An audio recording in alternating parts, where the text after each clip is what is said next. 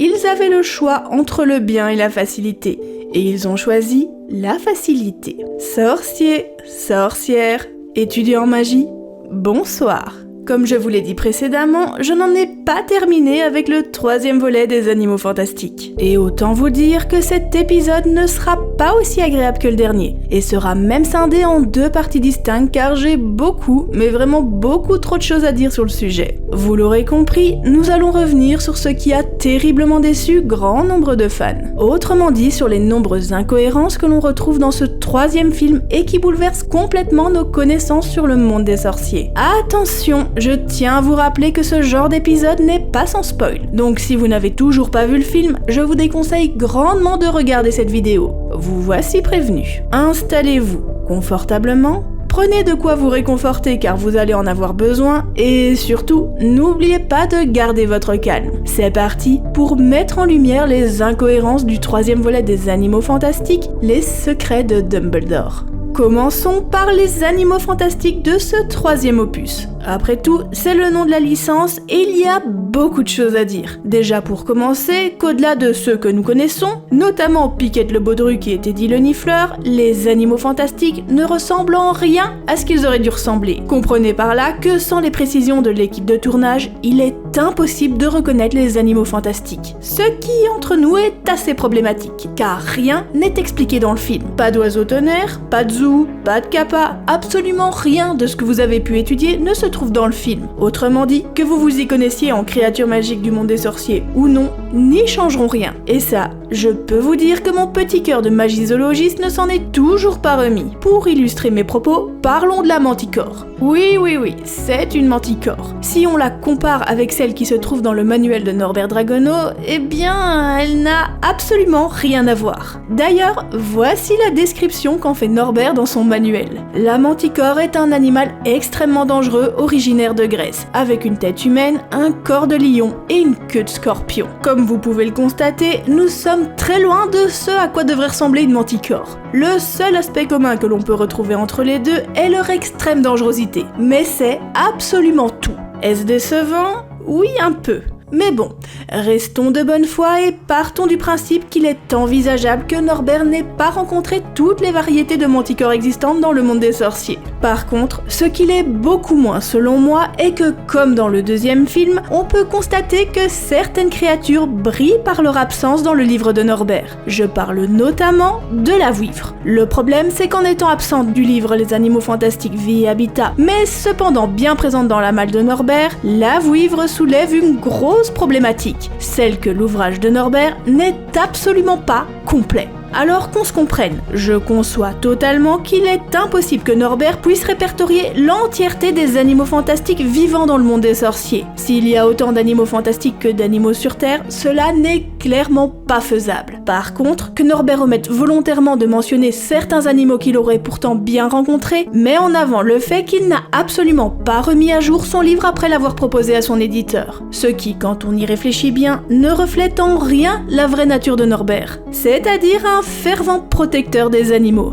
D'ailleurs, je tiens à vous rappeler que c'est quand même par amour pour ces animaux fantastiques que Norbert est l'un des seuls, si pas le seul sorcier de son époque à prendre le titre de magizoologiste et étudier minutieusement chaque animal fantastique qu'il a pu rencontrer. Et ce, dans l'unique but de les faire découvrir au grand public afin qu'ils soient mieux compris et protégés à l'avenir dans le monde des sorciers. Comprenez par là que jamais, au grand jamais, Norbert n'aurait omis de parler d'une créature fantastique dans son manuel en perdant l'opportunité de la présenter au monde des sorciers. C'est juste impensable. Et si l'absence de la vouivre dans le livre de Norbert laisse à réfléchir, l'absence du Qilin est juste criminelle. Celui-ci est au cœur de la communauté magique et de ses traditions, et comme le phénix, même s'il est rarement observable, il n'en est pas moins inexistant. Et pour moi, il est inconcevable que l'amoureux des bêtes qu'est Norbert n'en ait jamais entendu parler avant l'écriture de son livre. Norbert est bien trop documenté sur l'histoire de la magie et les traditions du monde des sorciers que pour oublier un aspect aussi important de l'histoire de la sorcellerie. Il est impossible qu'il soit passé à côté de la traditionnelle cérémonie de la marche du Qilin qui a pour objectif de choisir le prochain Manitou suprême. C'est juste impensable. Mais alors, pourquoi cet animal si important ne trouve-t-il pas sa place dans l'ouvrage de Norbert ? Je vous le demande. Et tant qu'à parler du Qilin, parlons un peu de politique magique. Une politique qui, je dois dire, est fort désorganisée, peu rationnelle. Déjà, parce qu'organiser des soirées mondaines dans l'unique but de blanchir un sorcier hautement recherché n'a absolument aucun sens. Ces soirées auraient pu servir à gagner des voix électorales ou du moins des partisans pour les différents candidats, mais non. Après tout, quel est l'intérêt de gagner des voix si les candidats au titre de Manitou suprême sont déjà préalablement nommés et que le grand gagnant sera quant à lui choisi par le Qilin? Et effectivement, aucun. Autrement dit, ces soirées sont purement frivoles et ne méritent en rien un tel engouement dans le film. Ensuite, si je peux comprendre l'idée que les différents ministères de la magie soient quelque peu incompétents et qu'ils se permettent beaucoup de choses à coup de corruption et que par conséquent les recherches concernant Grindelwald soient arrêtées, je ne comprends pas que Grindelwald passe de criminel hautement recherché par les forces de l'ordre international magique à potentiel Manitou suprême. Et ce qui, ma foi, est encore plus aberrant, est que personne dans la communauté magique ne trouve ça révoltant à part la petite équipe de Dumbledore.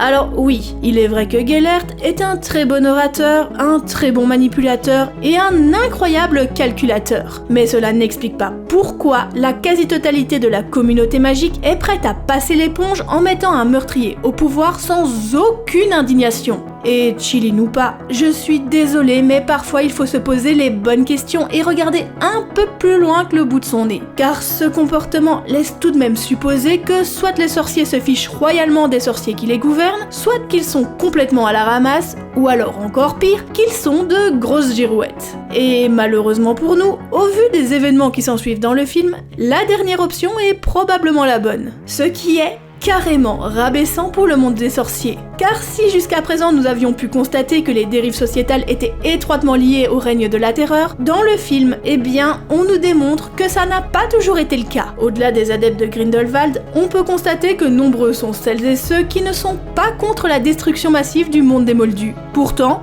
personne n'a été menacé de mort et personne n'a subi de chantage à coups d'enlèvement ou de torture comme ce sera le cas dans le futur. Par conséquent, il est encore possible de manifester son mécontentement sans qu'il y ait des conséquences. Mais non. Apparemment, dans le monde magique, l'extrémisme ne fait pas peur et a même l'air bien accepté quand on voit ce qu'a subi ce pauvre Jacob. Je vous rappelle quand même que personne n'a bougé à part la brave Madame Santos quand ce pauvre Jacob s'est ramassé un sortilège Doloris en pleine face. Sortilège tout de même impardonnable que Gellert lui a lancé dans le plus grand des calmes. Bah oui, c'est qu'on est à l'aise avec la magie noire par ici, même quand il s'agit d'un moment aussi solennel que la nomination du prochain Manitou suprême. Alors qu'en théorie, je vous rappelle qu'il est interdit de lancer un sortilège impardonnable, peu importe qui vous êtes et où vous êtes. Lancer un sortilège impardonnable, c'est prendre un aller simple pour Azkaban ou n'importe quelle autre prison des sorciers. Pourtant, à en juger par les événements du film, cela n'a pas l'air d'être vraiment le cas, ou du moins jusqu'au moment où la supercherie concernant la nomination de Grindelwald était élevée. Personnellement, j'en suis encore choquée. Et pour ceux qui me diront que ce n'était peut-être pas interdit à l'époque de Norbert, sachez que si, et même depuis plusieurs siècles, puisque les sortilèges sont déclarés comme impardonnables à partir de 1717 et que de très sévères sanctions étaient prévues depuis lors pour les récidivistes. Donc je suis désolée, mais ce n'est vraiment à ne plus rien y comprendre. Et même si durant la Seconde Guerre des Sorciers, les sorts impardonnables et tous les actes de magie noire sont devenus légaux, merci Voldemort, cela n'était très probablement pas le cas à l'époque de Grindelwald. Et tant qu'à parler de magie noire et de sortilèges impardonnables, parlons du sortilège Doloris qu'a reçu ce pauvre Jacob. Oh, comment qualifier ça ? Alors, je ne dis pas que Jacob n'avait pas l'air de souffrir. Je dis plutôt qu'il avait l'air de faire une attaque que de subir un sortilège Doloris. Si vous avez vu ma vidéo sur les sortilèges impardonnables, vous savez qu'il s'agit d'un des sorts les plus puissants et des plus horribles que l'on peut infliger à quelqu'un. Paraît-il que la douleur est juste abominable. Elle est si intense et atroce que la plupart des victimes préfèrent être tuées que de continuer à subir cette souffrance. Et paraît-il encore une fois que de subir un sortilège Doloris est pire que d'être poignardé par 1000 couteaux chauffés à blanc. Et franchement, on ne peut pas dire que Jacob avait l'air de subir un sortilège Doloris. Je vous rappelle que dans Harry Potter et la Coupe de Feu, le Mange-Mort Avery reçoit lui aussi un endoloris mais de la part du Seigneur des Ténèbres. Et ce qu'on peut dire, c'est que sa réaction est bien différente de celle de Jacob, car Avery se tordait littéralement de douleur sur le sol et il poussait des hurlements si violents qu'on l'entendait très probablement dans tous les alentours du cimetière. Et quand le sort a été levé, Avery est resté étendu à plat ventre sur le sol avec une respiration saccadée. Alors je ne comprends pas pourquoi un mange-mort, un mage noir de surcroît, qui s'est très certainement ramassé plus d'une fois un sortilège Doloris, est au bout de sa vie et incapable de se relever après avoir reçu un sortilège Doloris, alors qu'un moldu qui n'a jamais été confronté à de la magie noire a fait ce qui ressemble à un malaise et s'est relevé comme une fleur une fois le sortilège levé. Alors je veux bien que la fureur de Voldemort était de très loin supérieure à celle de Grindelwald lorsque les sortilèges ont été respectivement lancés. Mais par Merlin, Grindelwald est un mage noir surpuissant et un nécromancien. Ok, c'était très probablement pour donner le ton, mais il est impensable qu'il puisse laisser Jacob s'en sortir à si bon compte. Jacob s'en sort si bien que lorsque Dumbledore lui dit qu'il ne pensait pas que Grindelwald allait lui jeter un Andoloris, il répond que ce n'est pas grave. Pas grave ? Comment est-ce possible ? La vérité, c'est que Jacob n'aurait pas dû survivre à un tel sortilège. D'où tient-il cette incroyable résistance ? Est-ce les effets secondaires de la morsure du Murlap ? Est-il devenu Murlapman ? Allez savoir. Mais je dois vous avouer que je ne peux m'empêcher d'avoir une petite pensée pour Alice et Franklin Dubat, les parents de Neville, qui, pour rappel, ont été torturés par les Lestrange à coups de sortilèges Doloris à répétition jusqu'à en devenir complètement fous et enfermés à Sainte-Mangouste jusqu'à la fin de leur jour. Il s'agissait quand même de sorciers hyper expérimentés de l'ordre du Phénix en comparaison au petit boulanger qu'est Jacob. Je vous laisse y réfléchir. Pour finir cet épisode, j'aimerais revenir sur la mort de la maman de Chili. Alors oui, elle reçoit bien un sortilège de la mort, il n'y a aucun doute là-dessus. Mais je dois absolument démystifier un point, car je sais que beaucoup d'entre vous étaient terriblement offusqués de la voir agoniser, alors qu'en toute logique, l'Avada Kedavra tue sur le coup.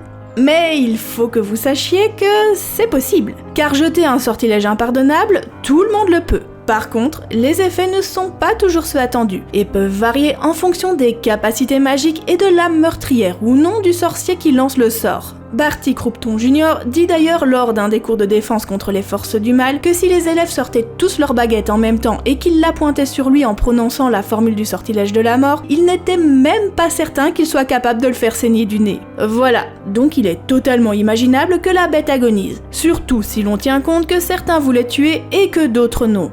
Ou encore que les adeptes de Grindelwald ont tué contre leur gré. Et voilà, c'est la fin de cette première partie sur les incohérences du film Les Animaux Fantastiques 3. J'espère qu'elle vous aura plu. Si c'est le cas, n'hésitez pas à la partager à vos amis sorciers. Et avant de transplaner, n'oubliez pas de lancer votre meilleur Expecto Patro like. Ça protège cette jolie chaîne magique et cela m'encourage surtout à vous apporter toujours plus de contenu. En vous remerciant d'avance pour votre aide inestimable. Sorciers, sorcières, étudiants en magie, au revoir.